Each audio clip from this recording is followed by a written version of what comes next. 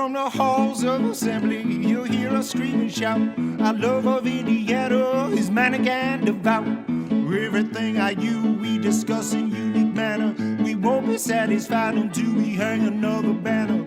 Us two goofy guys go by names of Ward and Eric. And as you probably know by now, we're Hoosier Hysterics. Hoosier Hysterics. Hoosier Hysterics. Hello, Ward. Hello, Eric. You know what today is? Friday. Yep, but it's also a very special episode of Hoosier Hysterics. It is. We take a little bit of a break from going nuts about IU athletics, a little bit of a reprieve, and we talk about something that only fills us with pride and joy. And before we get to what that is, we of course are filled with pride and joy because we are, as always, powered by CommunityCars.com, sponsor of the pod, Hoosier Hysterics. CommunityCars.com, Hoosier Legends talk with Ward and Eric. CommunityCars.com. fade out. CommunityCars.com, they have been a partner of ours from almost the beginning. Can't tell you why. Weird. Gluttons for punishment, maybe. Yep. Who knows? But if you need to buy a car, let's keep it simple. Don't be a jackass. Get your car from Community Cars. I agree. And I'm a jackass. So even if you are a jackass, still get your car from Community Cars. Ward, we are just over 2 months away from a very special weekend, a very special event happening in Bloomington. Yes. We were fortunate enough to be there 2 years ago. It is this year, the 5th annual IU Ventures Founder and Funders Network Venture Summit. It's happening on May 21st to May 22nd in Bloomington, the greatest place in the world. And you listening to this could be there too for only $100 for the weekend. That's all registration is. And registration is open now. All that is to keep the riffraff out, like some Purdue trolls trying to come in and crash the event. And look, this event, everybody who was there the last time we were there, not only were they so inspiring, successful, motivated, they were just cool. It was just a good hang. It was a lot of fun. The energy was very positive, and it's weird they asked us back, but I'm so glad they did. Yeah, look, they took a year off last year. They took a year off. They got us out of their system, and they were like, we need a little hysterics in our life. All right, look, for those of you who don't know, IU Ventures is the arm of Indiana University that is supporting IU founders and connecting IU funders. It funds new startups. It connects people that need investment with people at Indiana that want to invest. It helps shepherd new businesses. And it puts on this amazing summit once a year, the 5th annual one coming up May 21st, where it brings together people that they have funded, people that are interested in funding, people that just want to network with other business executives, people that have done really well in the world of business, people that are just starting out, anything from multi-millionaires that are super successful to students who are interested in getting into business. Maybe they have an idea and they're trying to learn how to launch. It is the best networking event that IU Business, not IU Business School, but IU Ventures, as it relates to business, puts on anywhere in the world. It's an amazing event. This year's event will be headlined by, you get a tour of Memorial Stadium. Is there a better time to get a private tour of Memorial Stadium than right now, home of the IU football national champions? I wonder if they're going to show us where the statue is going to be built. Well, we'll tell them. We'll tell them. Wait, the statues. The statues, that's right. There will be multiple. There's going to be a great networking event at Nick's. Drinks and food provided, just a great time to mingle with other business executives and people that are wanting to start businesses or interested in investing in businesses. There's going to be the main summit at the IU Memorial Union where Scott Dolson is going to be interviewed. So you get this great kind of exclusive interview with Scott Dolson talking about all things IU athletics. There's going to be people like David Crane there. There's going to be people like Todd Wagner there. It's going to be an amazing event that connects all these disparate elements from all parts of the world, Ward. Yes, we have met Hoosiers from all over the world, people who grew up in India and came to Bloomington for school and now are part of the IU family. And just for those who don't know, David Crane is the CEO and managing partner at Google Ventures, another pretty successful ventures. And, Todd Wagner did a little thing called, co-starting the same business with Mark Cuban. What was it called? What was it called? It was called the Dallas Mavericks. Broadcast.com. Broadcast.com. But Todd is certainly more the silent partner, but has been with Mark through it all. Magnolia Pictures, which has been a huge inspiration to me personally, just putting out a lot of great films. So we're talking about the biggest of big wigs. And it's like going to a film festival where, you go and there's a bunch of industry there, but they kind of just let their guard down and they're all there no matter how successful or when they graduated at any level. Everybody's just there for the same reason, to connect. And I think that really starts at like a human level. And then if at some point the business works out, that's great too. But everybody's just so approachable at the summit. Registration is open. You can go. You can attend for only $100 to have access to all of these events. iuventures.com is where you go. Just scroll down the page a little bit and you'll see the registration button. So just sign up right now. It really is the best way to experience Bloomington if you haven't been in a while, because you get to go back to Bloomington. You get a tour of Memorial Stadium. You get exposure to Scott Dolson and hear the inner workings of what's going on at the athletic department. And you get to mingle with just incredible people that are doing amazing things all over the world. It is an unbelievable couple days in Bloomington. We're going to be there doing a podcast, talking to a bunch of different founders and funders. And this podcast is dedicated to talking to people that have been associated with IU and IU athletics in some way, that have also intersected with IU Ventures. Some of them have been funded by IU Ventures. Some have been shepherded. Some have just been supported by IU Ventures and made connections with, different people to help them in their business venture.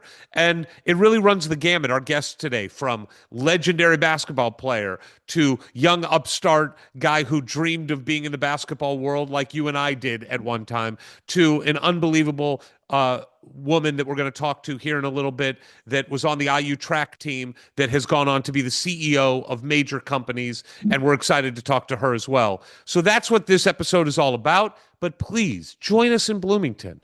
It is an unbelievable weekend. There's nothing to do in May. The sports are all done. Beautiful springtime visit to Bloomington is just what the doctor ordered. And do not worry. If you go, you do not have to talk to us. But we will talk to you. We will. If we get a sense that you don't want to talk to us, we will find you and we will not leave you alone. That's exactly right. So you know what? For those people, registration is free. No, I'm kidding. It's $100, nothing. Get your hotel somewhere in Bloomington. Should be a good time to get a hotel. Yeah. I don't think there's no football game. It's not graduation weekend. So it should be a really good time. Probably plenty of hotels available for good prices. Get to Bloomington. There's going to be great people there, and just a great time to meet with other Hoosiers who love Indiana and are doing really incredible things. And the spectrum of businesses that these people operate in, everything from technology to liquor distribution to media, medical sales to media companies, and everything in between. It's just super, super fun. And I'm excited to talk to the three people we got lined up today to hear what they're doing. Let's do it. Here comes our guest.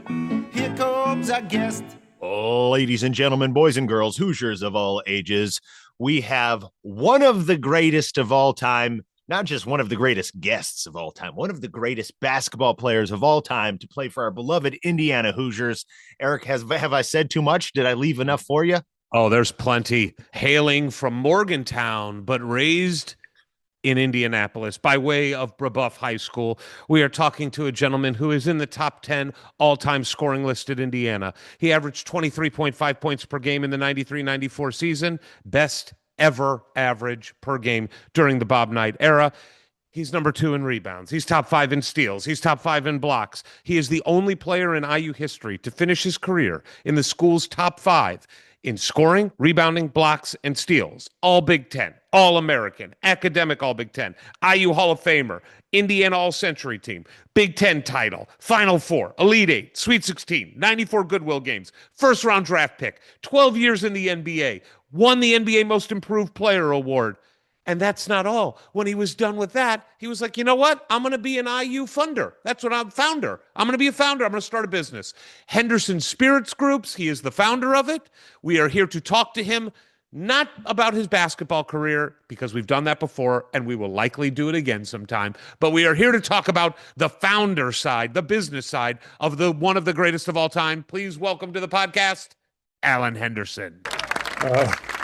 Thanks, guys. I needed that. I was running a little bit low on energy today. Now I feel like I just got a boost right there. You're stocked up. Help me finish the week. Look, I know Eric said we weren't going to talk about basketball, but listening to all those accolades, Yeah. the steals, people sleep on you being such a thief. What was the key? How did you pick so many pockets? I looked at it as an easy way to get a fast break dunk. You can figure out how to steal a pass coming across the court or something like that. It just really was about understanding what play they were running, anticipating it, and just try to kind of bait the guy you're guarding into thinking he's open, and then you prepared, you scouted, the plays as well as they know, and then sometimes you just dart out there and get one. So that's kind of what it was. But I always thought it was fun, especially if you got one coming across the lane, you get a fast break dunk out of it. It made a lot of fun. That was a good incentive. You like the pick? You were the pick six. Yeah, pick a pick six. But it's funny. Coach Knight said, I remember Coach Knight told me one time. He said, I think I went for a steal and I missed it. He told me, don't go for the steal unless you know you're going to get it. Okay. Or something like that. If you go for the steal, you better get it. I think it was don't go for the steal. Only go for the steal if you know you're going to get it. It's like, yeah, well, okay. All right. So, I thought I was going to get it. I wouldn't have gone for it. But all right. It's kind of like saying, only shoot it if you know you're going to make it. Yeah, basically. Right? Yeah. All right, Alan, let's talk about your business. We've touched on it before. We met with you at the IU Ventures Summit a couple years ago, but there's a lot of listeners who might not know. Talk to us about Henderson Spirits Groups and the origin story of it. Yeah, sure. So Henderson Spirits Group is a company I founded. We started selling our first product back in actually 2020, right as things were shutting down. Good timing. Good timing. Yeah. But Henderson Spirits Group, we make award-winning spirits based on African Americans and spirits history. So we find some of these untold stories in spirits history and build brands around them and make great award-winning liquids for them. We started here in Indiana. We've sold and I think on shelf in as many as 8 or 9 states. We ship to 46 now consistently. And just constantly trying to continue to grow the brands. Our 2 brands are Tom Bullock's and Bertie Brown. Tom Bullock's brand is based on the first African American to get a cocktail book published back in 1917. It's called The Ideal Bartender. We made an Old Tom gin with sweet lime, and then our number 1 sellers are burnt orange bourbon in that line. And then we also have a brand called Bertie Brown. And Bertie was an African American lady that homesteaded out in Montana early 1900s. She grew her own grains, distilled her own liquor, and was selling out of her parlor during Prohibition. So we built that brand just in her spirit. And we have a straight wheat. We started with a plain hooch. We now have a straight wheat whiskey, and then we have I think later this year we'll be able to get our bottled and bond straight wheat whiskey out. So just slowly building those brands. Started just by myself. I didn't raise any money at first for it. We've since got a couple investments from a couple of spirits investment firms, which was really helpful because they came with money and some expertise and just some best practices to help us. So we're slowly growing, and probably we'll be looking for money again at some point coming up here soon. But it's been interesting, and I've enjoyed it, and just excited to see where it's going to go. How big is the team now? Who all do you have around you, and kind of what roles do they serve? Yeah, well, my team is pretty lean. Over the years, I've had and I have actually have a new salesperson who's going to be starting here in Indiana soon.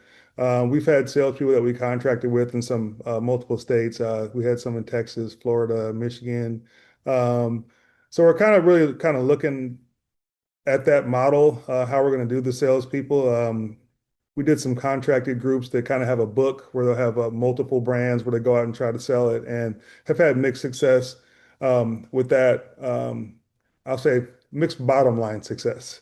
They can Mm. drive the top line and we get more sales, but I'm like, I don't know sometimes if that's the best for the long term strategy to keep growing the business profitably. So we're still trying to figure that out. Of course, bookkeeper, social media. I have a guy that's recently started working on some digital ads for us. So it's a lot of contracting at this point. But whenever we Drop your do, social media handles right now while people are listening. oh yeah, sure. So our social media, our Instagram is at Tom Bullocks.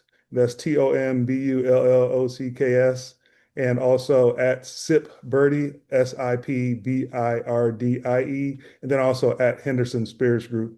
We have that as well. Um, let's see. And the websites are tombullocks.com and birdiebrown.com.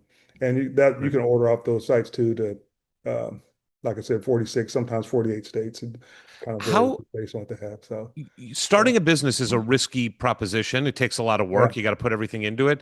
yeah. How did you even get started? Like, how did you educate yourself on the process of starting this kind of business and learn manufacturing and distribution Yeah. and all that?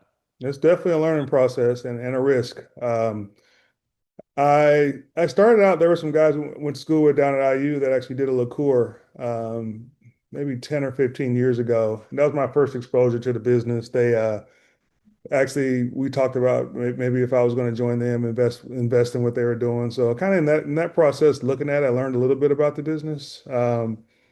Since then, I knew a couple other guys that started and had a gentleman that kind of mentored me who had started his own brand. So it was a lot of just asking questions, a lot of Googling, a lot of picking brains of anybody I could find that had any kind of relationship to the alcohol industry. But it was a lot of learning, you know, plenty of mistakes. I know a lot more now than I did then, but as the great Spud Webb told me once, he said sometimes it costs to learn. That, that, that was during a card game, so that was a little different. But no, seriously, we've learned and we're growing and um, just hoping to eventually. I think one of the next things I'm gonna do is add someone with some uh, spirits experience to the team full time to really help us um, scale a little bit more efficiently and someone that could bring some knowledge of successful experience in the industry in the past. I want to dig in just for a moment on the stories Mhm. behind the brands Mhm. because one of the things that is pretty clear in any line of business these days is that especially young buyers and young consumers, the story is important. That Mhm. it may be more important than it was to consumers 50 Mhm. years ago. Mhm. Um, what is it that is a why is the story important in each of the brands? Well, I think the story is important. So our whole mission is to diversify the bar, and we talk about the people, the places, and it's just the perspectives. And I think it's just I think people are like, man, wow, I didn't even know that. You know, like Tom Bullock's, for example, he got his book published at a time when you couldn't even get a book published unless you had a white person write an introduction for you. Mm, And people are like, wow, I didn't know that. That's how it was. Yeah. And his introduction ended up being written by George Herbert Walker, who was a great great grandfather of President Bush. And he's got these wow. crazy, kind of a crazy story that he did it at an unknown time. And it's just, to me, it's just a story of, they're both stories of entrepreneurship to me in different ways at unexpected and hard times to do that. Right. And I just wanted to kind of shed a light on that, and Tom Bullock is someone who's known in the industry for people that are really into mixology. They're familiar with him. They're familiar with his book. It's still sold in the public domain on Amazon, for example. And then Bertie Brown was just more of her story is a little, to me, was more unknown, but just another just amazing example of, I mean, this is a black woman who homesteaded by herself and started making and selling liquor during Prohibition. It's like I wasn't even aware that African Americans that were even homesteaded. And I didn't know that. When you look at the images on TV and movies, I don't remember growing up seeing that image. It's not what a homesteader looked like. What they showed us a homesteader looked like in the movies or whatever I saw on TV. So just to find that out, I thought it was pretty remarkable. And then I said, okay, well, to your point, Eric, how people love the stories and great stories behind brands. I said, well, let me do something with these stories. Let me make some great liquid, and let me see what happens. So that's kind of how it started. And some days I'm happy I started, and some days I'm like, why did I start it? But I guess I have more that I'm happy than that. So it's just like any business, it's just a lot of growing pains. So Sure. yeah. My grandfather, who I was named after, Ward Roberts, OG, was born to homesteading parents in Montana. He Oh was out there wow. as a cowboy in the 1920s and 30s, and I Oh wonder wow. if he ever like bellied up to Birdie's bar, if he ever That's got really funny. any of her Yeah. booze. Um, Wow. there's so many different aspects to starting and running and growing a business, and you Hmm. just made mention of some days you regret it, more days you do not. Hmm. What's your favorite part? Like finding the story, tasting the new booze, getting the news of a big sale? What is it to you that really makes you smile the brightest? Yeah, I think it's just when you get the good feedback and you see the brand growing and you see people enjoying the brand and uh, especially in person when you get a chance to do some tastings and people tell you, oh man, I buy this all the time, or I get this, or I enjoyed this, or I enjoyed this with my father. I gave it to my father for his birthday or Father's Day, and we had a drink together, or something, something where it's just getting to be a part of somebody's special times.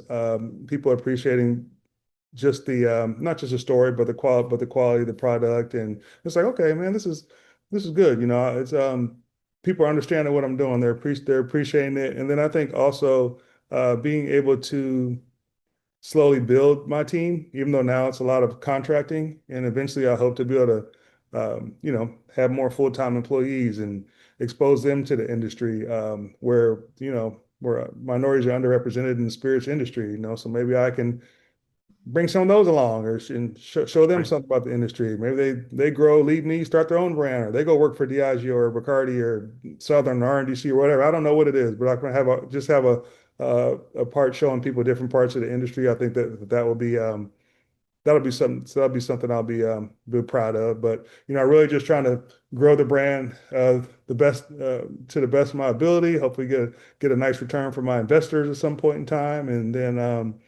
then have these great stories on the shelf. But I think just going into the stores and seeing some different offerings on the shelves and knowing, hey, those are my brands, and every picture on the shelf is not just somebody that doesn't look like us, but you see somebody with some brown skin on the shelf. It's like, hey, that's different, and I definitely appreciate the stores and the restaurants that are supporting us and put it up there on the shelves. And I always tell people it's like one account at a time. Like, how's it going? I said, well, it's one account at a time. It's Yep. like, get a few this week, get a few next week. Next thing you know, it just keeps on adding up. Like we make our Birdie Brown product, for example, in Montana, but we just started selling out there just recently. So we have got a few more good accounts out there. So it's just one account at a time. So yeah. That's great.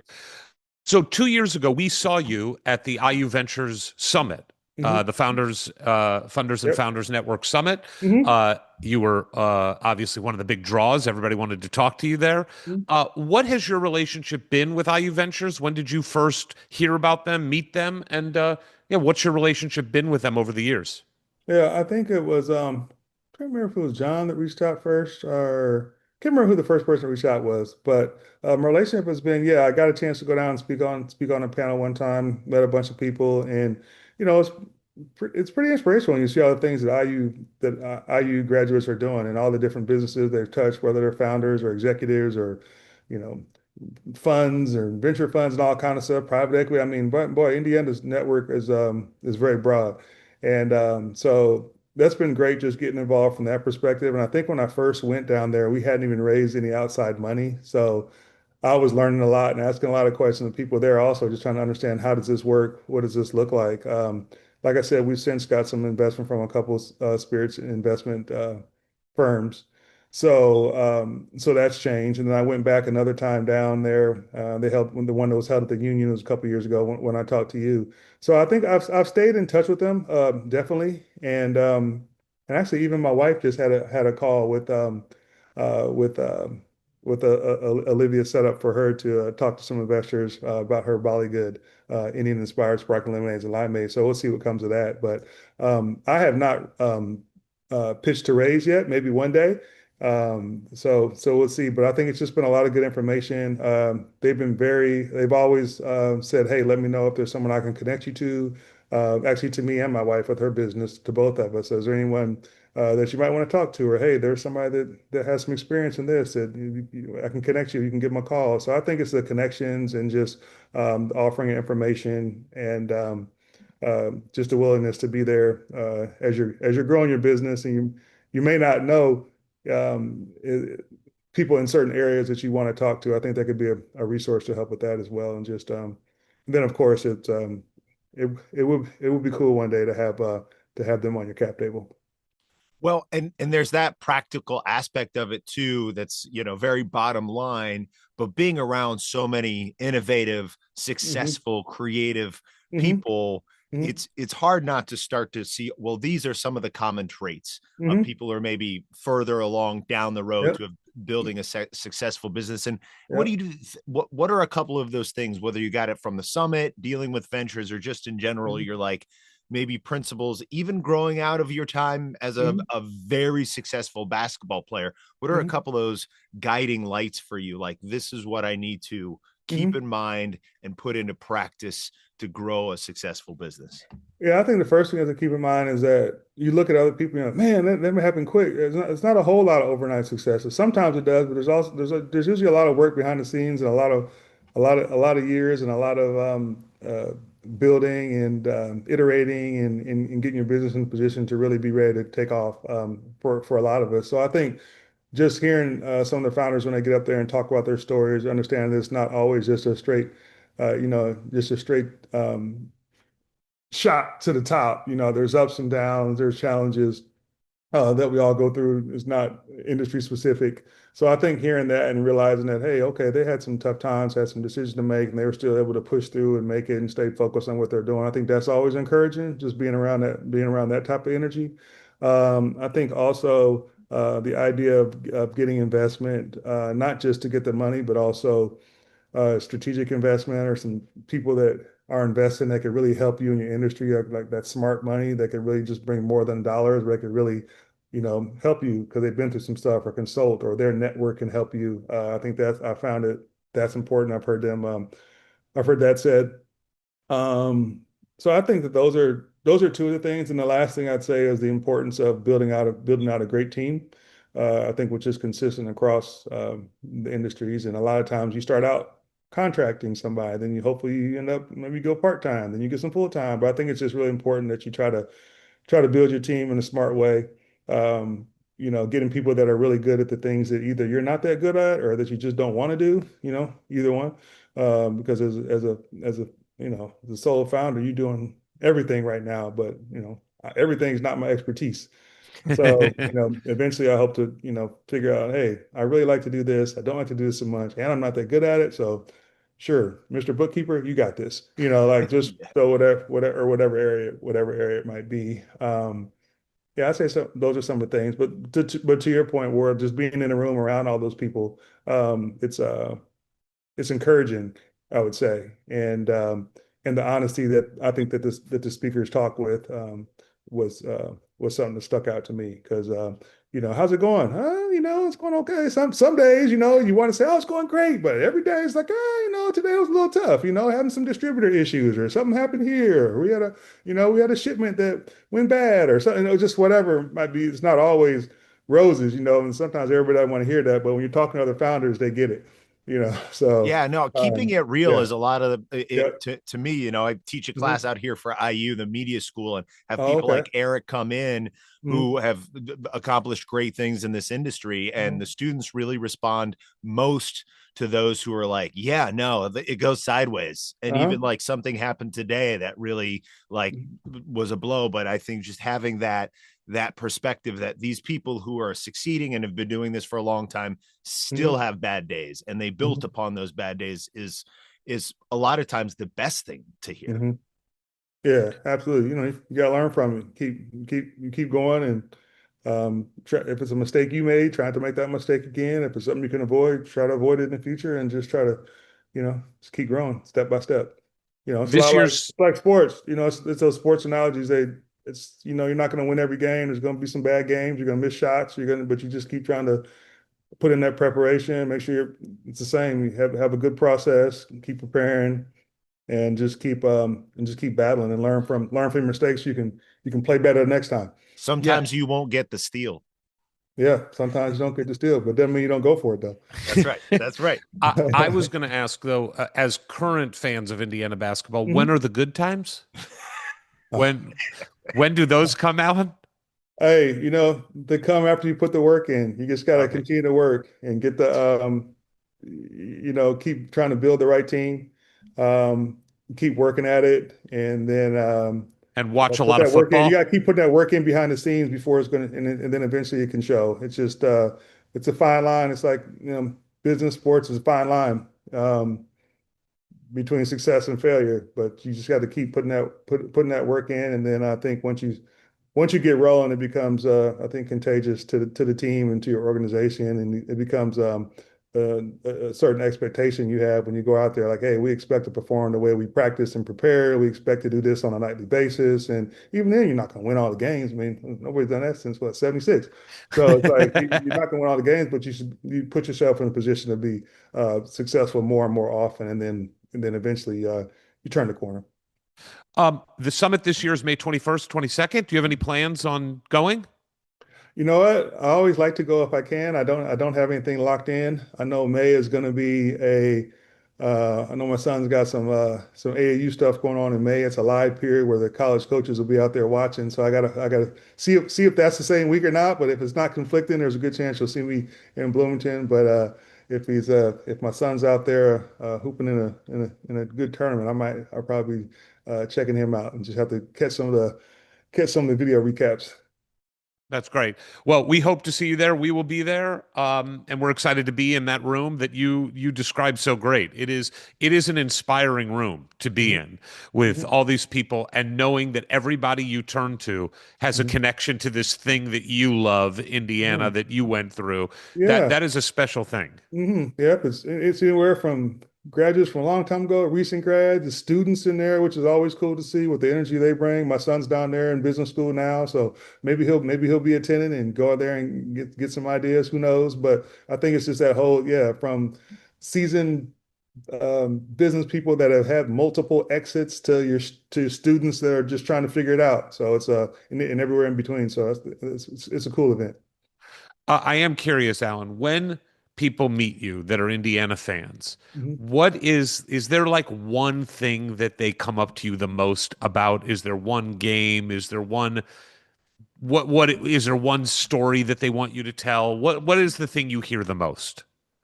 Oh, I'll probably hear heartbreak. Oh, if you didn't hurt your knee in 92, or I'm sure 93. you love hearing that over and over again. That's what it was. So, yeah, if you didn't hurt your knee in 93, you would have had it. And I was like, yeah, thanks for the reminder. That's probably one of the most common things. Or that, and what was it like playing for Coach Knight? Those are probably the things. But now I bet you're getting some of, hey, I tried your brands. You're getting some of that. How cool is that to hear when just somebody random comes up to you and says, hey, I tried this and I love it. Yeah, that's really neat. Yeah, it's really exciting.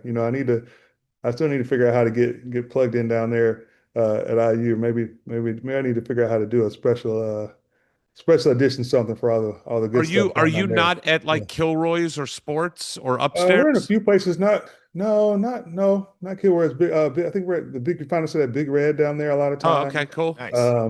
But no, I need to do something. Maybe if I do a special edition or something, maybe that'll be my way in. There we go. Let's do it. I think what we need to start getting everybody to come up and ask you is, what is the most embarrassing story you have about Brian Evans?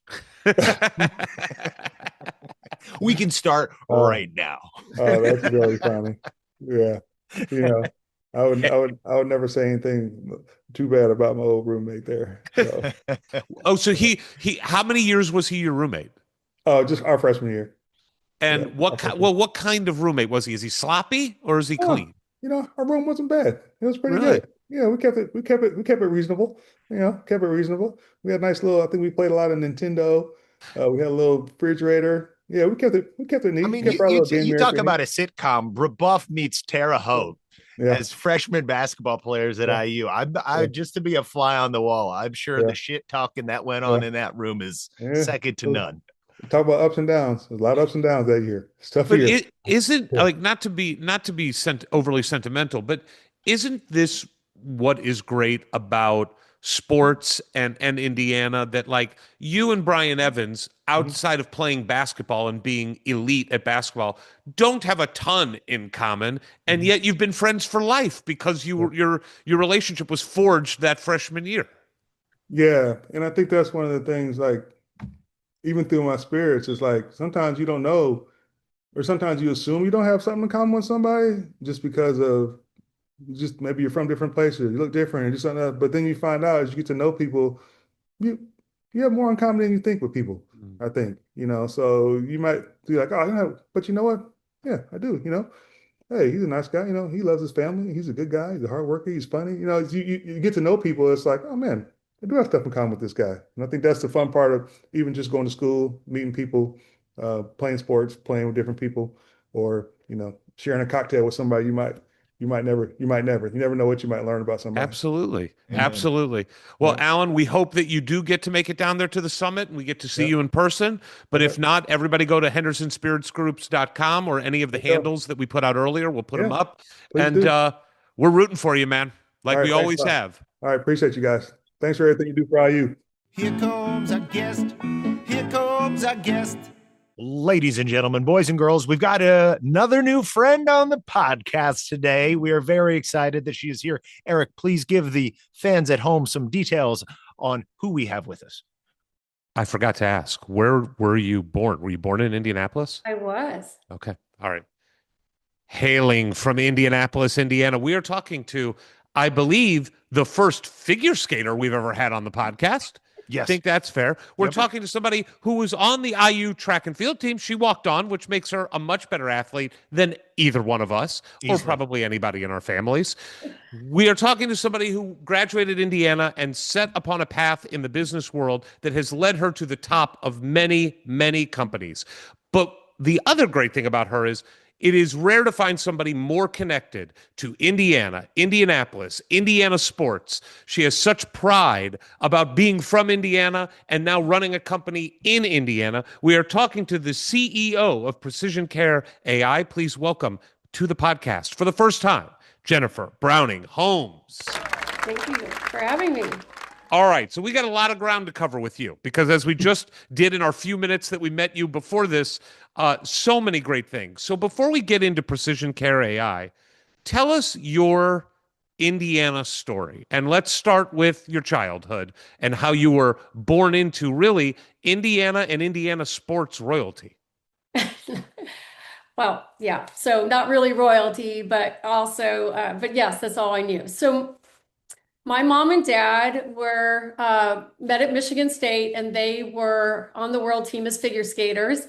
And they coached me until I got to a point where I like 13 and I went to the Broadmoor. But they were, very active in sports in the state of Indiana. My dad was an architect. My dad was very integral in part with Jim Morris and Mayor Hudnut and Luger and a bunch of other great men that saw the vision to make Indiana an amateur sports capital of the world. They built the Pan American Plaza. And back when I graduated from IU in '84, which I'm dating myself, a lot of those sports federations, swimming, diving, skating, rowing, all moved to Indianapolis. The same time, my dad's firm was building the natatorium, which at the time and probably still is one of the fastest swimming pools in the world. The Colts were coming to Indianapolis.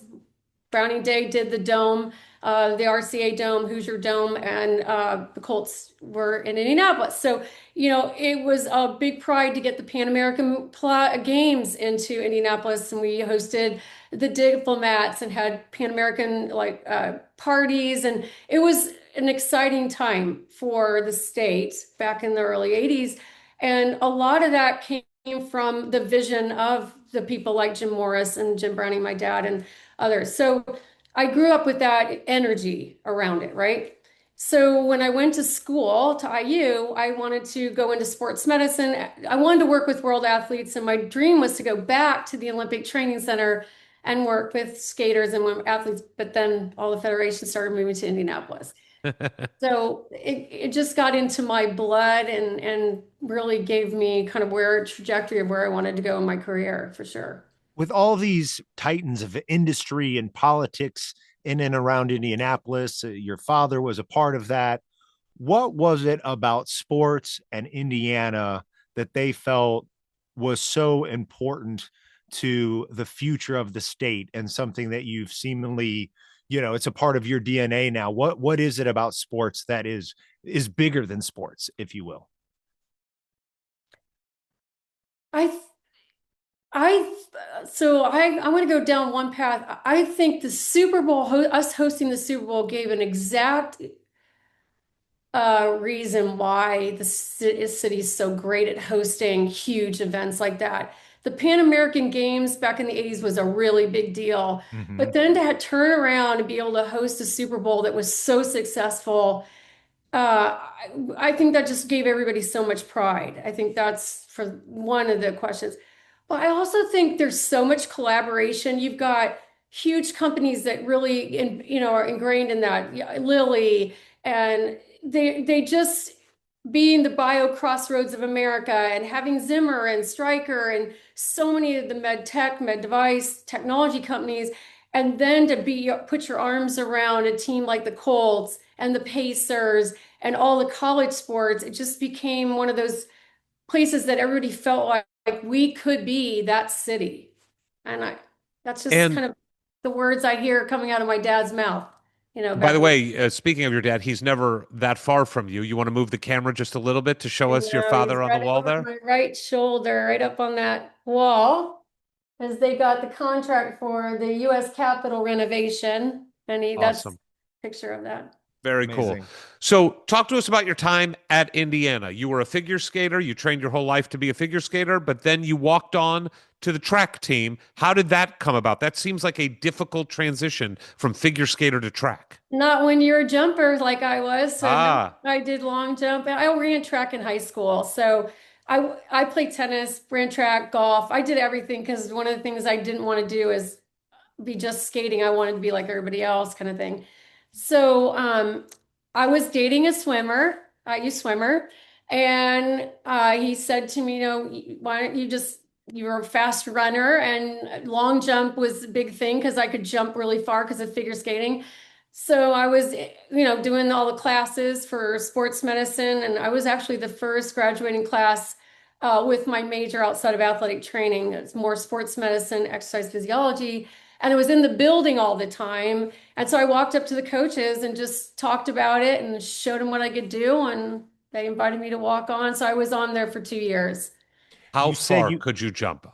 Long jump? How far? It's What was like? embarrassing. I'm like, because No, it's not embarrassing.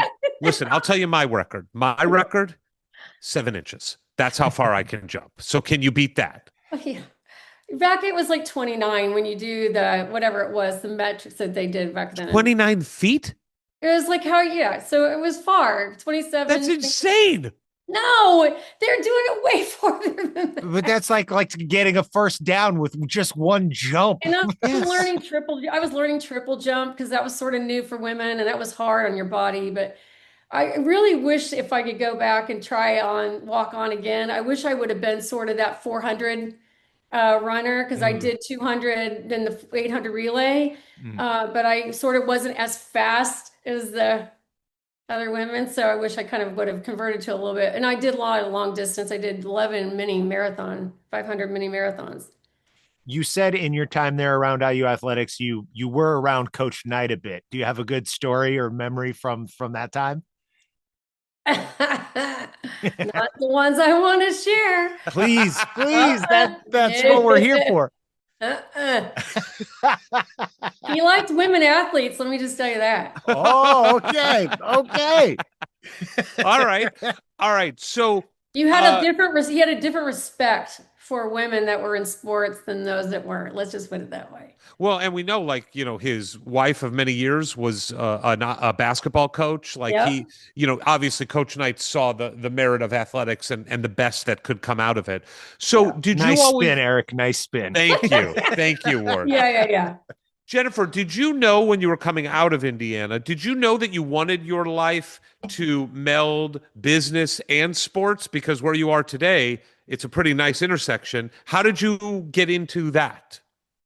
So I started my career with Methodist Sports Medicine. So Brady, Shelburne, Reddick, and Allfeld. So that was cool because then we had the Colts and the Pacers and all the college teams.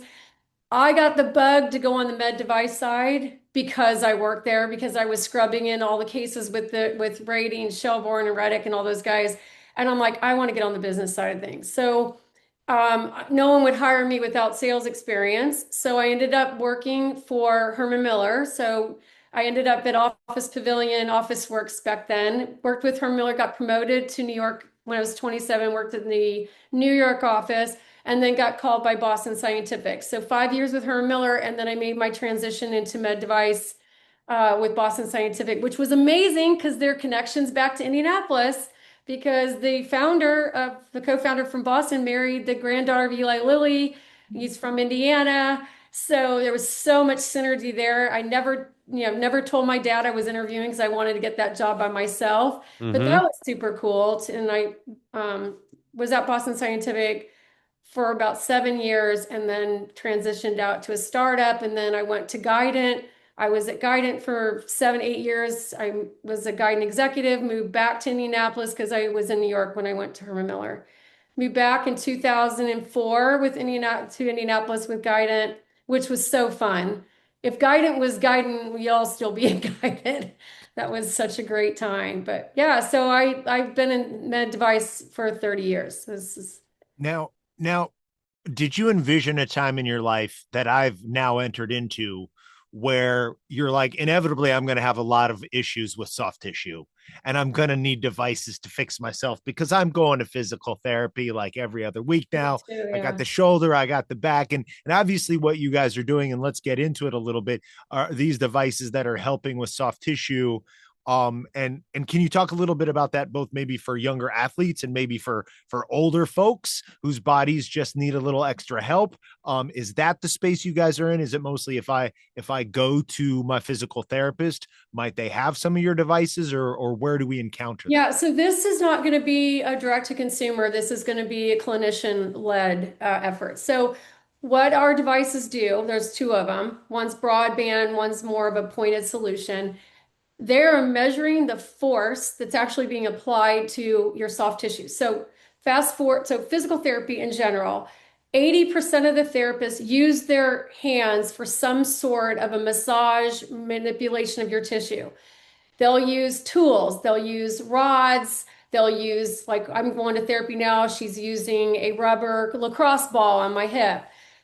But what's happened is they don't really understand what that's actually doing to your soft tissue. There's no metric for that until us.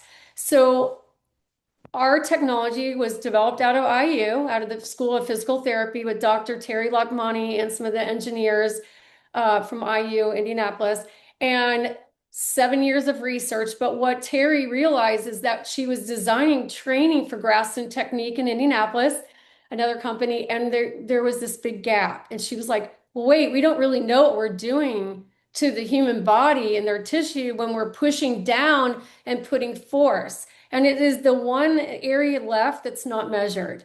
So with ours, we'll have the AI components built into it. We measure the amount of force that's being put on that area.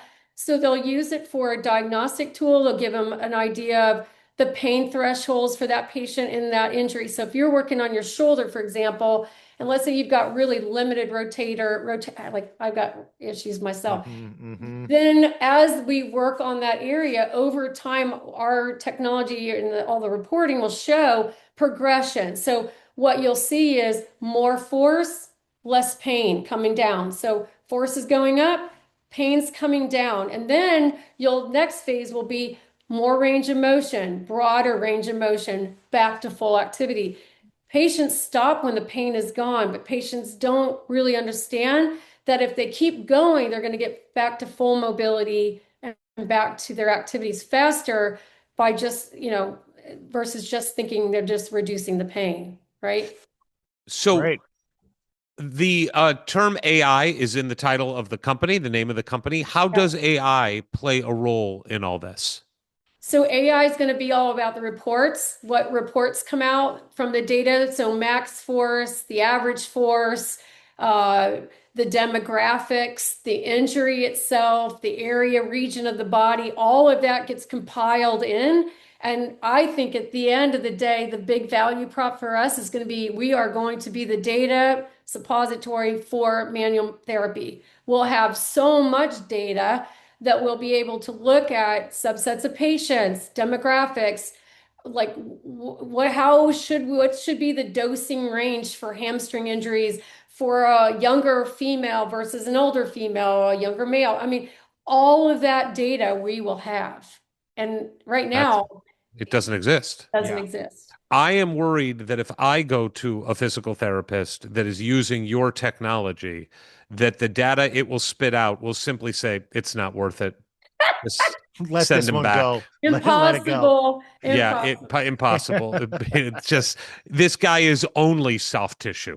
That's all he has. Really soft tissue. Well, we can still get to the problem. All Don't right. worry. Well, that'll be a longer podcast. Jennifer, talk to us about how IU Ventures has played any role in your life, whether it's been involved in any of your companies or just you as a business executive, and how you've interacted with IU Ventures over the years. Well, so IU Ventures is an early investor in in our pre-seed round, which I'm very grateful. So they kind of set the momentum so Boomerang Ventures is a big group out of Indianapolis. I'm one of the studio companies. PrecisionCare is a studio company.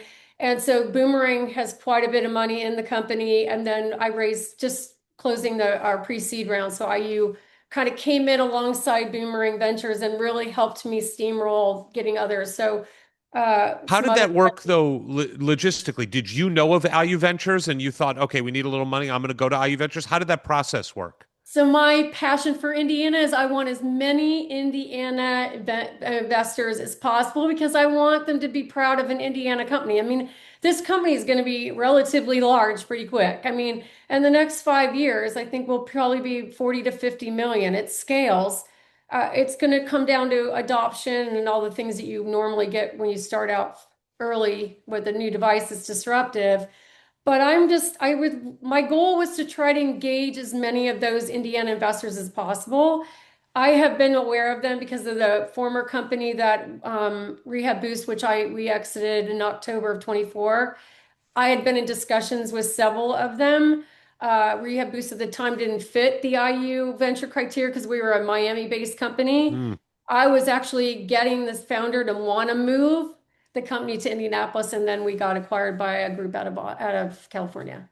That's very cool. So the summit is coming up in May. Have you been to the summit before? I have not, but I'm going this year for sure. Oh, that's great. Yes. We will be there and we will bother you in person. You don't have to talk to us, Jennifer. You don't have to do that. Oh, I'm going to talk to you guys because then we're going to talk to you. Well, we're going to do a lot of the talking. When your company becomes the 40 or $50 million company that you think it is on the trajectory to become, would you like to become a sponsor of Hoosier Hysterics? Of course. We'll just take one of the 40 or 50 million. That's it. Just one. You're not going to miss it. And look, a lot of our listeners have soft tissue issues. A lot of them. Everybody does. Yeah. How often? It's like a $650 billion spend. Wow. It's a massive issue. Well, it's funny too, Jennifer, because obviously this podcast is about sports and we talk so much about injuries in sports and how they can derail a season. And they have derailed several Indiana seasons from being maybe careers, seasons, the difference between greatness and immortality and just a season that like is a pain point for us. And you always hear from trainers, from doctors that and coaches now, soft tissue has become a hot button phrase, that is where the majority of injuries come from. Absolutely. And when coaches find a trainer that can kind of mitigate those soft tissue issues, it's a big deal, but no one really seems to have a handle on how to do it. And it seems like you're attacking this kind of gray area business with hard facts. Right. That's the whole idea. I mean, everybody uses, but their hands for some technique, but every technique's different. Not everybody's even trained in manual therapy. Right. We are going to have a very robust training.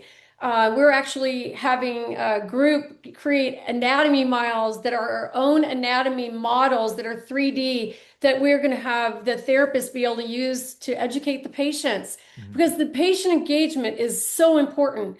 Back to my point is patients will stop going to therapy after pain is gone, but they don't have the full range of motion, or the insurance companies cut them off. Do you think we're going to be a huge value add, I think, to being able to build better use cases with the insurance providers on injuries? So we're going to come out with a device that's a tool. It's just a tool.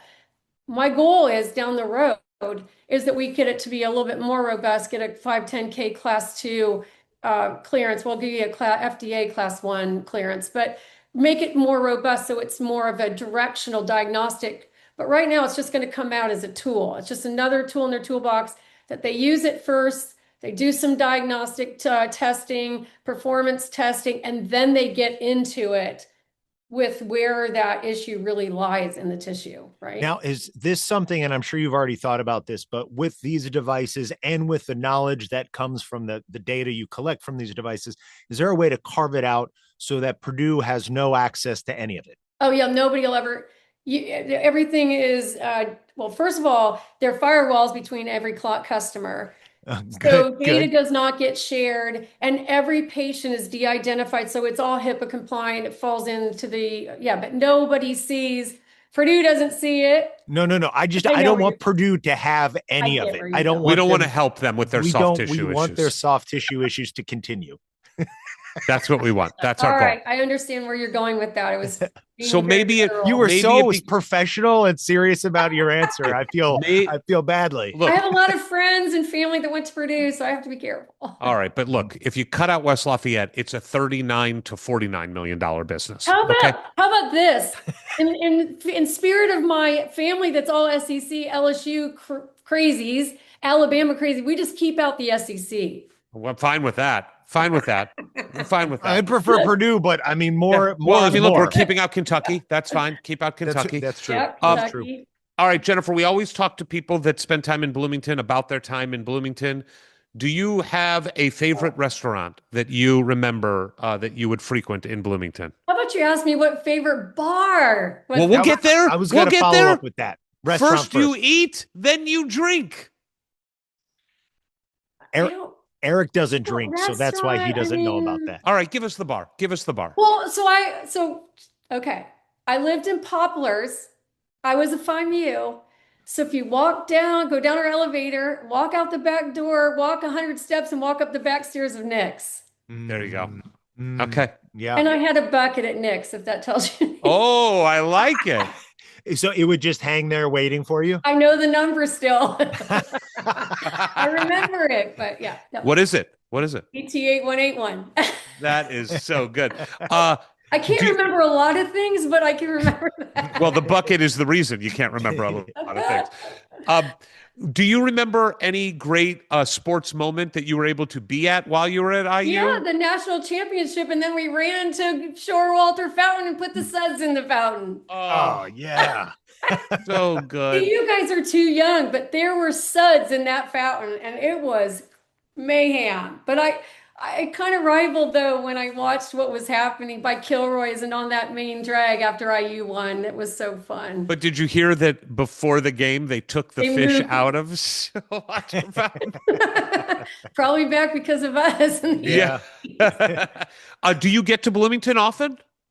Well, I've been there. We went to a game last year, so yeah. I mean, I'm not That's that great. when I go, I'm in Indianapolis a lot because of work. So I drive down there. My niece just graduated, my nephew, They who all graduated from love your IU? podcast that think it's so cool that Aunt Jennifer's on the Hoosier Hysteria podcast. Well, we found the two listeners. We found That's them. hilarious. It took us 8 years, but we found the two. Yeah. Well, we're really excited. We're going to be down there for the summit. The registration is open right now, so anybody listening to this can just for $100 get access to these amazing events. It's really just like the greatest networking event around for people associated with IU. Are you going for fun? Are you hoping to get something out of it? What are you looking Oh, for, I'm Coach? I'm getting I want a lot out of it. So we're raising a seed round. So I'll be networking and taking advantage of that opportunity. But I'm excited to go just for the networking and being a part of it and being on campus and How cool seeing it in a is different And light. going to Nick's for the And mixer. going to Nick's. That's right. You have to Yeah. show everybody around. Back to IU Ventures for a second.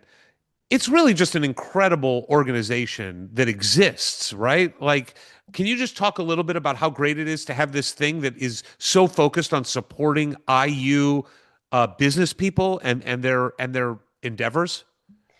Okay, so it's beyond meaningful because when you're an early stage startup, pre-revenue, you're developing something that's very meaningful in the med device space. You need investors like an IE Ventures that really sees the value of getting in early. Not everybody they're getting more risk adverse. So getting in early and having that foundation to be able for me to go to around the Midwest even and say, well, IE Ventures is in. Bloomerang Ventures is in. Hopefully Elevate Ventures is coming in. So I want that, Indiana exposure network because there are a lot of other cities looking for companies to move there, and they'll give you a lot of money to move there. And I've had two ask me to relocate the company, some Wow. in the Midwest. And I said, no, I got to stay in the state of Indiana. I really believe that this is where I want to be. This is where my family is. That was my heritage, this is my background. So, I but love that. you've got to have the capital to be able to bring this to market. And without that kind of support, it's impossible, especially now, it's super hard. I love to hear that. Hearing you talk about all these different things, like I think I still have it because I gave it to my son, my 1984 Pan American Games t-shirt. My parents brought me back from Indianapolis going to one of the events, and it's always the Hoosier Dome. It'll never be the RCA Dome. It's always It's Hoosier Dome. We And had you a remember- suite. It Oh, was you awesome. did? Now, Oh yeah, because my dad was the architect. of So course. we had and Ursay's suite was right next door. Wait, your dad was the architect for the RCA Yeah, for the Browning Hoosier Day. Dome? Oh yeah. So this is maybe my fondest memory would be going to those games with my family, with my dad, and opening the door and the big whoosh of wind that would just blow you back. Did that happen at the suite level, or was that just in the nosebleed? No, you had to walk in those doors, but there was such an amazing feeling about that place. But you don't understand like the work and the research. My dad got on planes with the group and went fly all over the United States, all over the world, looking at just even down to the seat, what the seat should be and how close they should be together. And it was because it was a state of the art back then, the dome. Absolutely. It was way before, all these new retractable roof stadiums like Lucas Oil. So And it we was never got it was so loud. Was It that was loud. was that part of the conception at all, or was that Yeah. just this? They're like, we want it to be raucous in here. Yeah. And you remember Peyton Manning used to say, and all those guys, how hard it was for other teams to hear anybody think in there.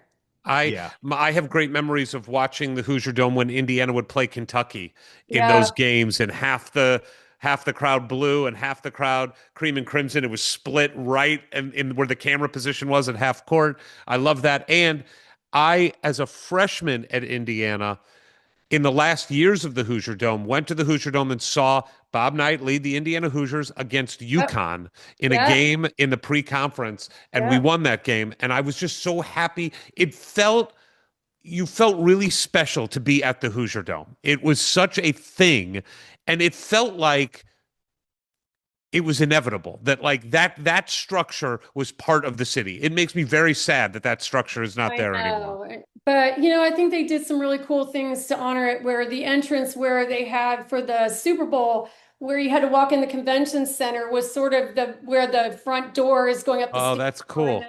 So there was a lot of thought about positioning Lucas Oil and then having the presence of where the stadium was. I got to tell you a really cool story. So back when I was with Boston Scientific, I had so I was with microvasive urology, the urology division at the time. Let's just do our sales meeting, our managers meeting in Indianapolis. So I surprised everybody. I got our suite and we had all of the food brought in and did meetings and used some of the meeting rooms. And then we got to have the lights flipped on and I took everybody down on the field and we actually played football. I mean, there was a few of us women, mostly men. It was, to this day, every single one of those guys that I've talked to over the years, and that was 30 years ago. This is back early 90s. They still talk about that. Greatest time ever. We got to be on the field at the Dome. We played game. It was so fun. That's amazing. That's amazing. That's such a special. So that's kind of where I'm coming from when I talk about my history. Last question, because AI is in the name of the company. Are robots going to take over the world? Oh God, no. Really? There's different types of AI. This is just. I feel like you're creating soft tissue robots that are going to take over the world. You've got to. There's no way you can deliver the proper. I mean, maybe robots down the road, but therapists. It is definitely a technique, and there is a direct correlation with pain and working on that soft tissue. So there's got to be that synergy of recording a patient's threshold of pain and where they are in their journey of care. So I just don't see robots taking over. All right. I like it. Any chance at the summit that you're going to get rip-roaring drunk at Nick's? Nah. Now those days are behind you. Too old for that. Yeah. Aren't we all? Aren't we and all? I actually never got rip-roaring drunk because you had to get weighed in for track all the time. Fair. And my classes were hard. And I was the social chairman for FIMU. That about got me, kicked off. Now I'm thinking maybe like the next frontier for your company in AI, instead of soft tissue, is like hangovers. Ooh. AI hangover. Yeah, there you go. I'm gonna just say it. It's an untapped market, and you got about 40,000 test subjects in Bloomington. Especially after winning the national championship, you get a lot of data. A lot of data.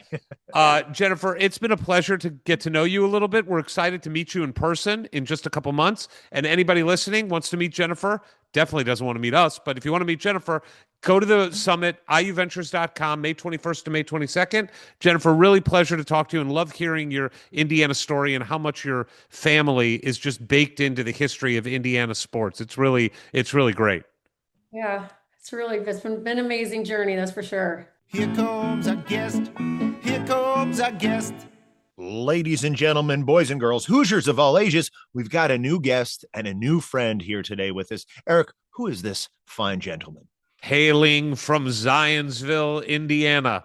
He did attend Indiana University, and we will talk to him about the fact that on his LinkedIn profile, it says Northwestern in the bio. Yeah, we're going to talk about that a little bit. I don't care where you got your master's degree from.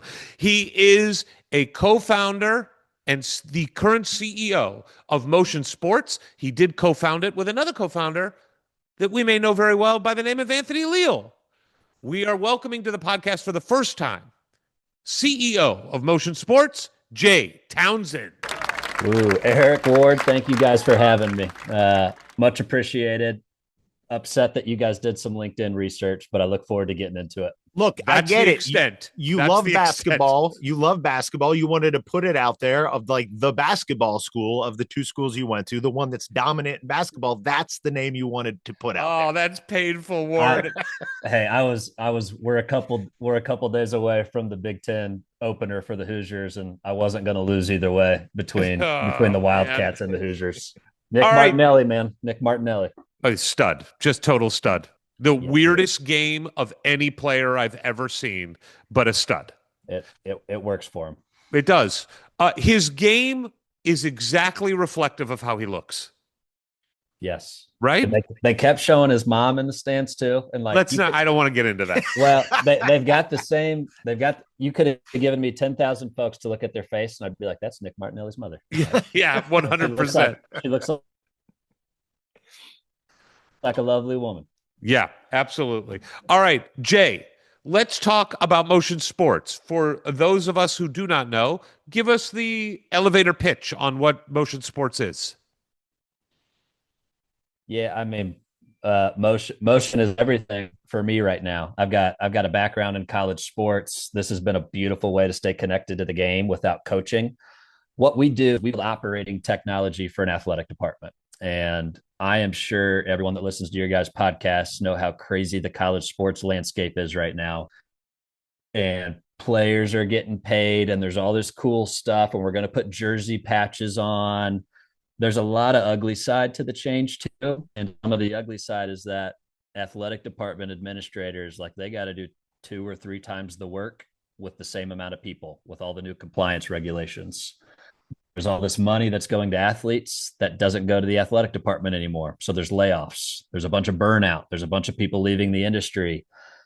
When all that change happens and stuff, it's pretty hard. That's a pretty good time for tech innovation to come in and be like, hey guys, like, we don't know how to generate more revenue for you, but we know how to make your lives easier. And Motion wants to make a Division I athletic department run as smooth as butter. Like, that is what we are here to do.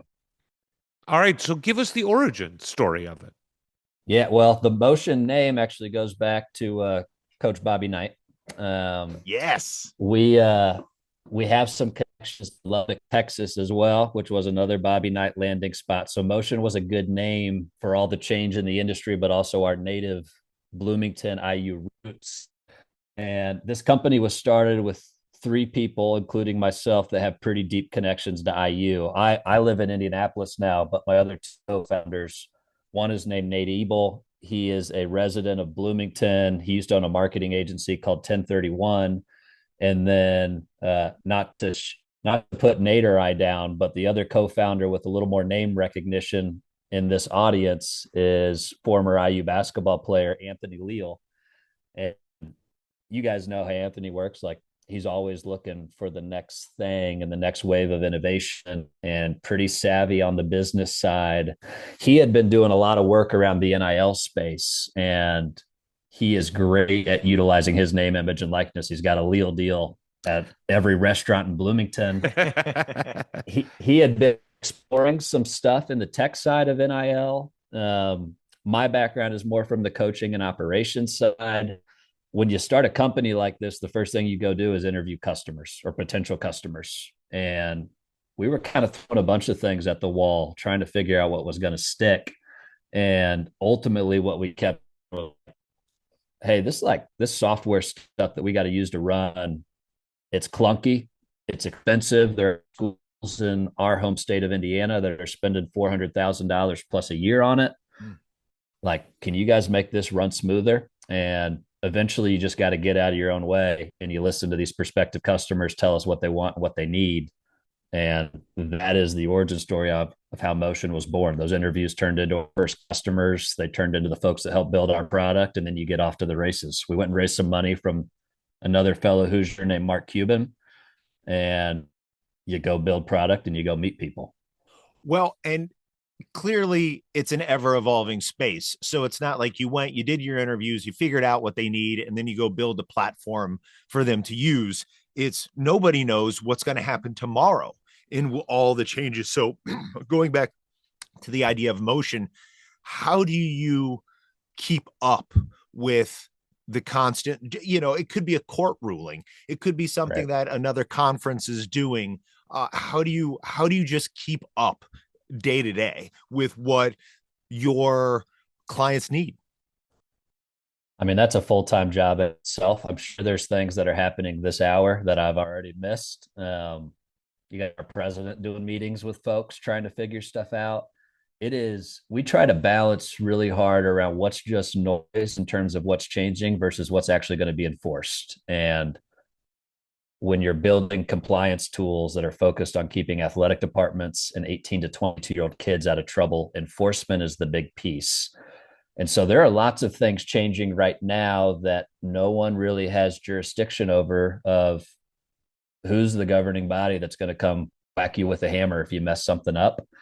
So we kind of go through a framework ward of, okay, something's noisy. People are freaking out. You go talk to an athletic department though, and they're like, that's cool. That changed. Like, who's going to make me do it?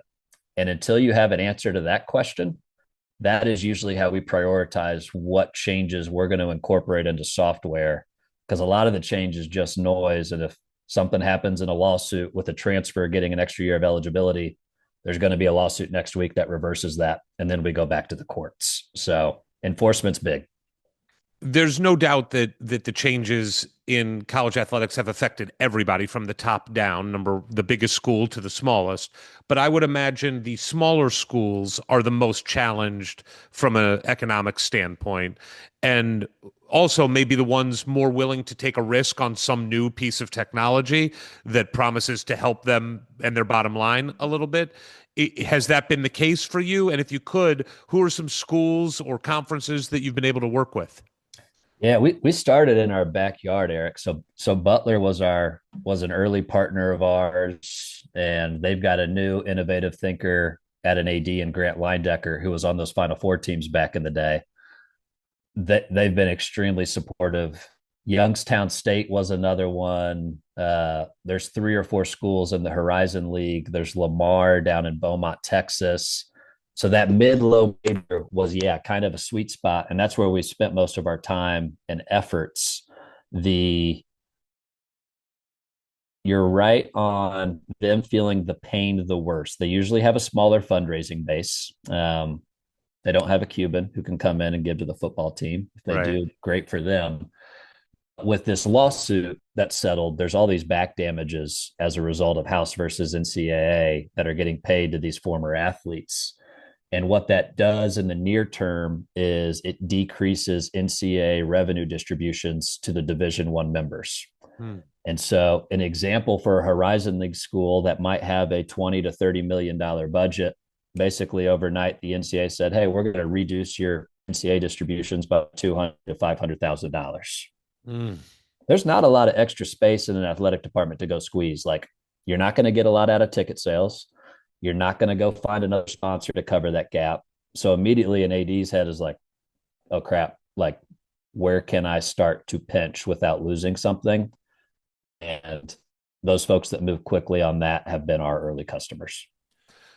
I feel like so much of, let's say, because it's so fun to talk about, the football team's success it's about efficiency, right? Yeah, it's about efficiency. And Sig, he wants to say a lot and as few words as possible. And it feels to me like so much of your software, what you're offering is efficiency. And when you're looking at that, let's maybe shift it over to the portal, or just kind of the how, and with you coming from a coaching point of view, how do you see what you guys are doing? How does that allow these coaches to spend more time evaluating the players? I know film is part of what you guys do, evaluating players or evaluating opponents. Since I couldn't go real deep on what the film is with what you guys do, could you explain that a little bit, and how that helps a coaching staff?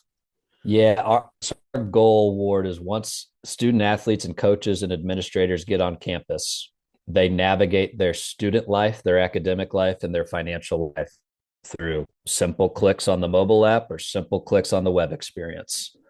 Coaches hate administrative burden. Like, I've never talked to Coach Signetti about it, but I doubt he is filling out a lot of paperwork for his transfers. Like, thankfully, he can have a staff that goes and does that for him.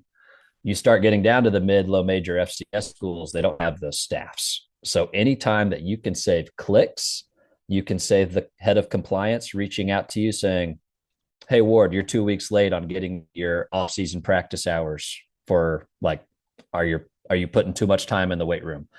Anytime you can divert an hour or two back to the focus on assess portal or what incoming freshman class is going to look like, or now I need to go meet with a donor to see if I have revenue share to go pay for this year's roster, you get a thank you from coaches on that. So if you can make campus life much simpler for a coach, that's what they want. Like they want to spend time already thinking about next season and operating this current season.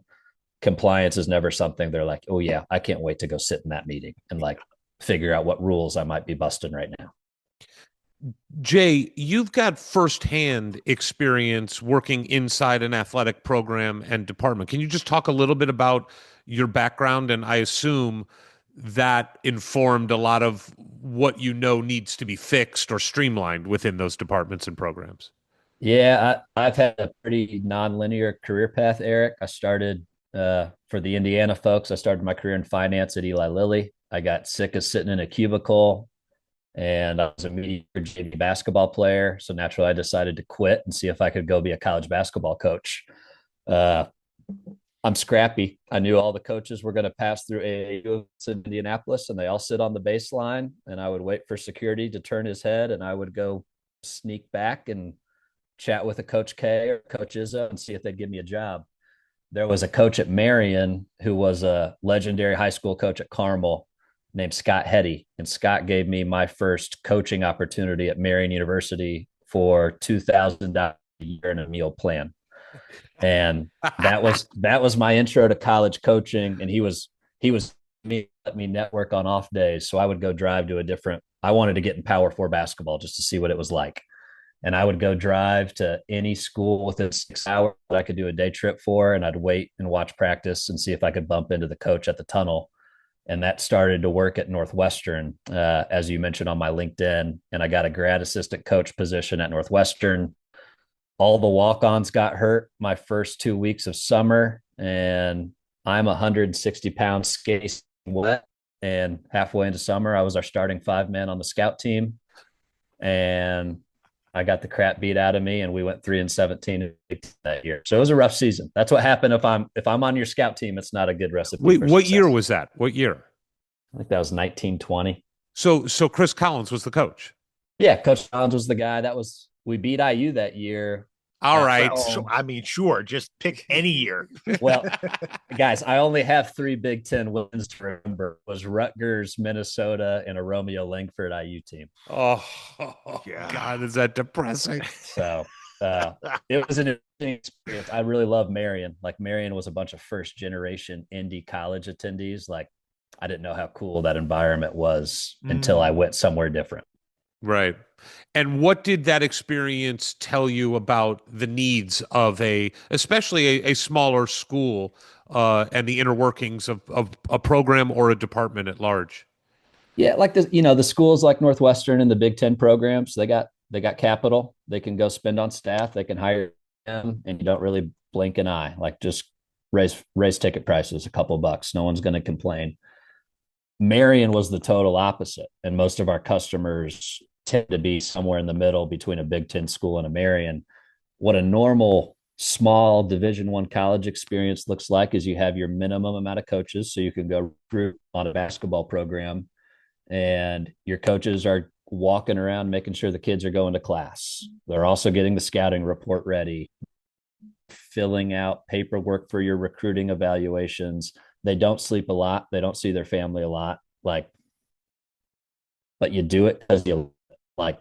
Most of these people talk about coaches making a lot of money. There's a few coaches that make a lot of money. They're in the conference of our alma mater, but the majority of Division coaches, especially outside of football and basketball, like they could go make double or triple doing anything elsewhere. But like they're not going to leave because they love nurturing, coaching, developing 18 to 22-year-old kids. And because they love it, they're willing to put up with a lot of crap. And that area of their world has largely been ignored because they're willing to put up with it. So, oh, you got something else, Ward? No, go ahead. So, talk to us a little, Jay, if you can, about your relationship over the years with IU Ventures and where IU Ventures and you personally or Motion as a company have intersected. I'm guessing they used to send me emails to try to see if I would invest in companies, and I probably sent them to my spam because, we were balling on a budget. But when we started Motion, obviously we had deep IU connections, and we started with what's called a venture studio, and there's a little studio out of Bloomington called Paragraph, and they write you your first check and they help you get your first product so you can go sell something. Then you got to go get a customer so you can go raise more money and build a big product. So we got our first few customers, and then it's like, all right, we need some cash in the bank to go do some damage. And that's when you meet a group like John Barretta and Olivia Schmidt. And what they do is they take young, scrappy folks connected to IU in some way, shape, or form, and they get, in my opinion, the most dedicated, loyal alumni base to help them get to a spot where they can go fight and be dangerous. So it's pretty cool. You go pitch, there might be 10 or 15 IU Angels on that.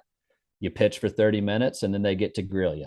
And they might know everything about college sports and they might know nothing. So the questions are all over the place, and you better know your stuff.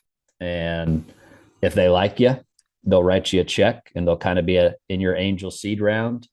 What's been cool is it hasn't stopped for us at the check. I was on call yesterday with a gentleman named John Kittle. He's very involved with Motion. We met him through the IU Angel Network.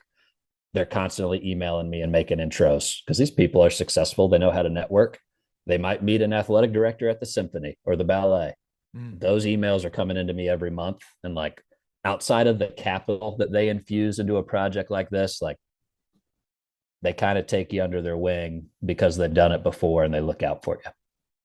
That's great. What is a nugget, a golden nugget of advice you've gotten from one of these, it sounds like to a certain degree, they become mentors, something that you've learned and incorporated into the business, into your life?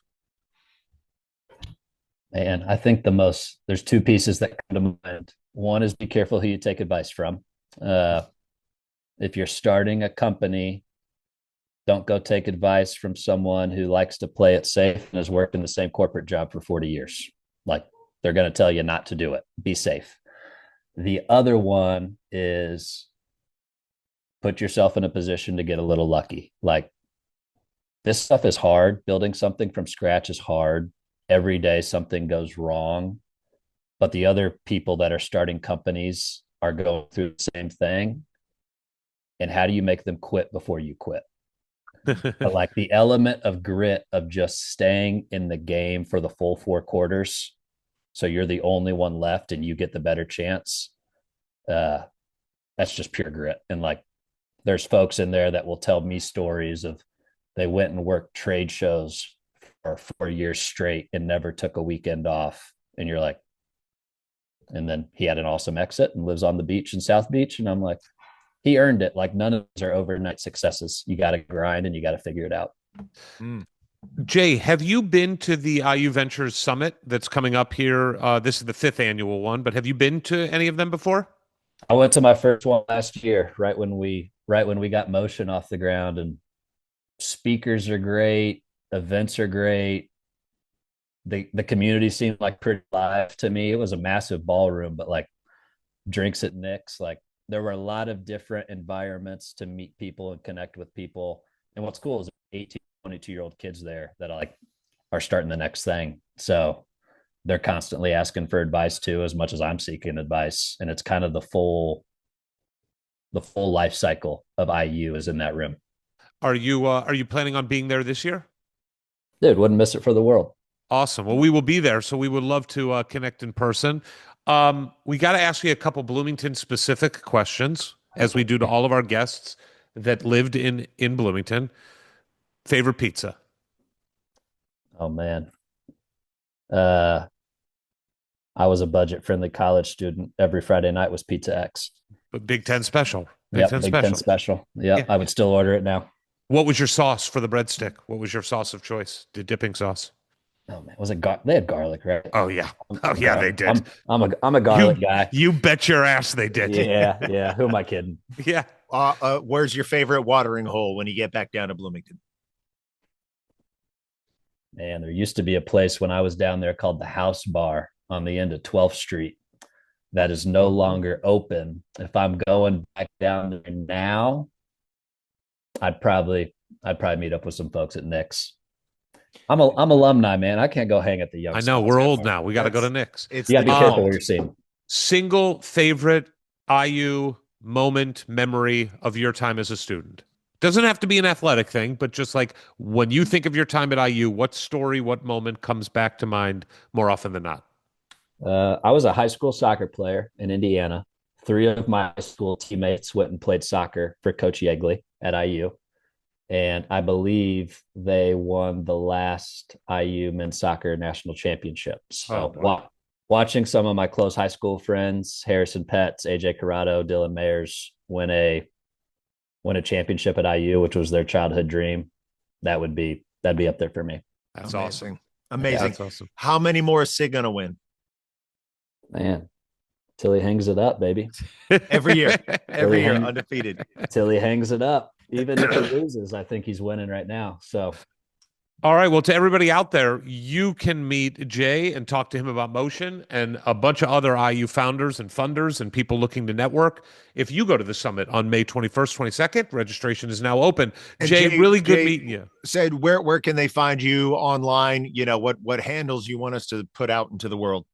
Yeah, if you're checking out Motion, go to motionsports.io. If you're looking for me or Anthony or Nate, look us up on LinkedIn. We're around. If you want to get involved, want to chat more about the business, if you're young and want to start a software company, your connections, hit us up because we want to return the favor. Do you want to change your LinkedIn bio? Yeah, maybe. Let me think about it. I mean, can't you add Indiana to it? I mean, does it have to say just Northwestern? No, it does not. I mean, just think about it. I'm not a LinkedIn expert, Eric, but let me see what I can do. Ask Fernando about that. Fernando knows everything about LinkedIn. I'll hit our boy up. Yeah. See you at the summit. There might have been a change on LinkedIn. Thanks to calling it out. Well, we will update the fans. Jay, great meeting you, man. Really rooting for you. Love Indiana success stories. Love what you're doing. Love that you kind of, we're trying to live the dream of being a coach and then used kind of the information that you gathered there to start a business, take a risk, put your balls on the line and go for it. I really respect it. Yeah, Ward, I said it. Damn, sounded kind of graphic and painful. Yeah, we're recording. At times it was graphic and painful. Yeah. So I resonated with that comment, Eric. There's nothing easy about getting into coaching. All right, Jay, great meeting you, man. Likewise. Thanks for the time, guys. See you, brother. Later. That was our guest. That was our guest. All right. Well, there you got to hear from 3 pretty amazing people from all different walks of life, all connected by one thing: Indiana University and this amazing organization of IU Ventures, who has touched each of them in different ways.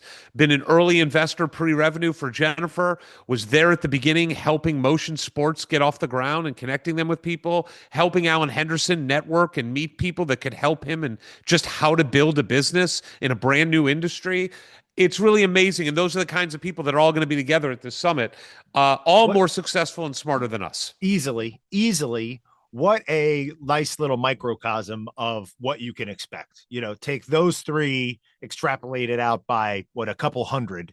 I think 350. It's a limit. I got to cap it at 350. So don't be number 351. Don't count on the wait list. Get in there, because that is the vibe, the energy, the possibility of what you're going to find when you get down there in May.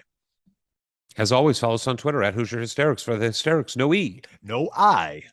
But the sometimes why. See you next time. From the halls of assembly, you'll hear us scream and shout.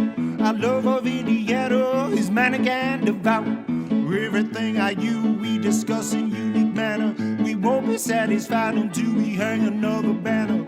Us 2 goofy guys go by names of Ward and Eric, and as you probably know by now, we're Hoosier Hysterics.